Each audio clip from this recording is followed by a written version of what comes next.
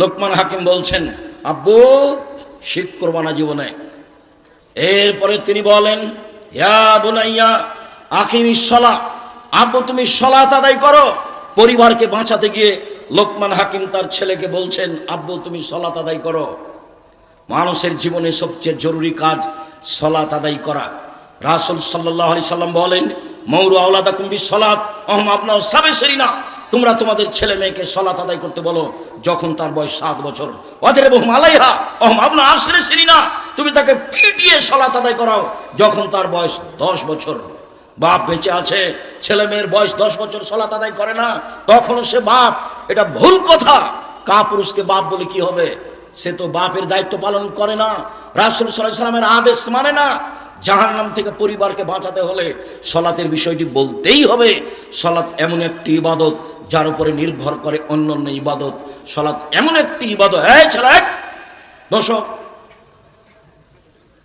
যারা আপনারা রাস্তায় ঘোরাঘুরি করছেন, একটু ইতস্তবোধ করেন, লজ্জাবোধ করেন, রাস্তায় হাঁটছেন কেন? ওই যে মহিলার মতো হ্যাঁ হ্যাঁ করে এসেছে, আবার হ্যাঁ করে চলে যাচ্ছে। জবাব আমি দিব? ওর বাপ দিবে, ওর মা দিবে। জবাব আমি দিব কেন? ওই মহিলাকে ওর বাপে পিটাবে। আল্লাহর নবী বলছেন পিটাতে। আবু বকর সিদ্দিক রাদিয়াল্লাহু আনহু পিটিয়ে জাতিকে দেখিয়ে গেলেন, মেয়ে কোনোদিন বাপের কাছে বড় হয় না, মেয়ে কোনোদিন বাপের কাছে বড় হয় না। বাপই তাকে কন্ট্রোল করবে। রাস্তায় ঘুরে বেড়াচ্ছে কেন? জবাব আমি দিব। দোকানের সামনে আপনার মেয়ে দাঁড়িয়ে আছে, আমি জবাব দিব কেন? জন্ম দিয়েছেন আপনি, জবাব দিবেন আপনি। প্রস্তুত থাকেন। তাহাজ্জুদ পড়ে জান্নাত কেনা সহজ নয়।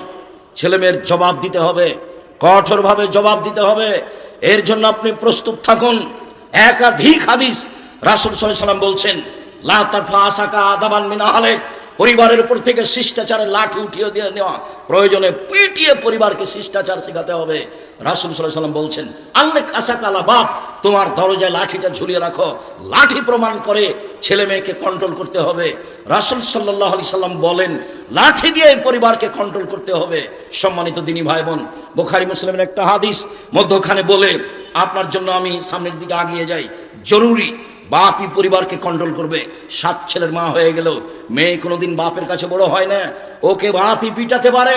আয়েশা রাদিয়াল্লাহু তাআলা আনহা বলেন, একদা আমরা সফর থেকে আসছিলাম, হঠাৎ করে আমার গলার হার হারিয়ে গেল, খুঁজে পাই না। আমরা সেখান থেকে যেতেও পারি না, পানি নেই, ওযু করতে পারি না, সালাত আদায় করতে পারি না। জনগণ আটকা পড়ে গেল, বড় বিপদে পড়লো। জনগণ আমার আব্বাকে গিয়ে বলল, আপনি জানেন আপনার মেয়ে কি ঘটিয়েছে? আবু বকর সিদ্দিক রাদিয়াল্লাহু তাআলা বলেন, কি হয়েছে? আরে আপনার মেয়ে তো গলার হার হারিয়েছে, খুঁজে পাওয়া যায় না, যেতেও পারি না, এখানে পানিও নেই, ওযুও করতে পারি না, সালাত আদায় করতে পারি না। আয়েশা রাদিয়াল্লাহু তাআলা আনহা বলেন, আবু বকর সিদ্দিক আমার নিকটে আসলেন, ওয়াল্লাকা জানি লাকসাতান শাদীদা, আমার কোমরের উপরে খুব জোরে মারলেন, এত জোরে মারলেন, ওই সময় আমার স্বামী আমার উরু রানের উপরে মাথা দিয়ে ঘুমিয়েছিলেন। তিনি যদি আমার উরু রানের উপরে মাথা দিয়ে না ঘুমাতেন, তাহলে আবু বকর সিদ্দিকের মায়ের কারণে আমি দূরে সরে যেতাম। তিনি এত জোরে মারলেন। 1 মিনিট, এই কথাটা স্পষ্ট করার পূর্বে একটু কথা বলি। সম্মানিত দিনী ভাই বোন, এটা সৌদি আরব, যার কারণে এটা সহজ। আমাদের দেশে যদি দেখে শ্বশুর যে জামাই মেয়ের উরু রানের উপরে মাথা দিয়ে ঘুমিয়ে আছে, তাহলে শ্বশুর ওইদিকে গিয়ে পাল্টা এভাবে ঘুরবে, এইভাবে ঘুরবে।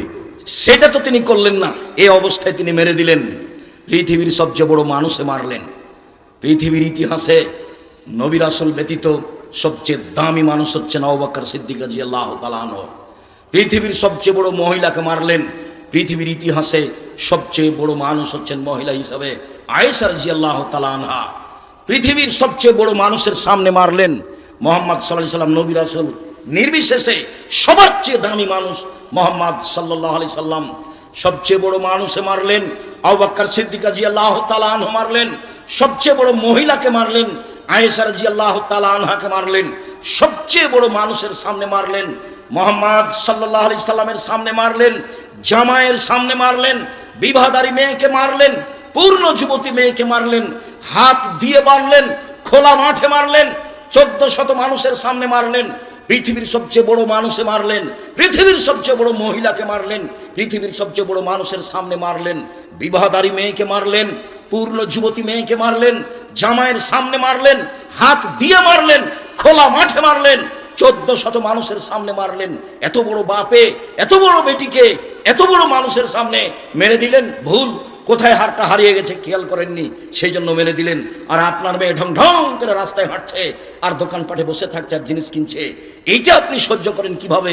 আপনি তাকে একটা ধমকও দিতে পারেন না, আপনি আবার বাপ। ছি, থু। কে বলেছে আপনি বাপ? আমি তো বলিনি, আমি বলিনি কোনোদিন। হাদিস বুখারী মুসলিম। ধর্ম বিক্রি করতে আসেনি। জাতির যদি রাস্তাঘাট করে দিতে না পারি, জাতির যদি স্কুল কলেজ করে দিতে না পারি, জাতিকে চূড়ান্ত সঠিক ধর্ম দিতে পারবো ইনশাআল্লাহ। ধর্মের ব্যাপারে জাতিকে ফাঁকি দিয়ে পরকাল হারাতে রাজি নই।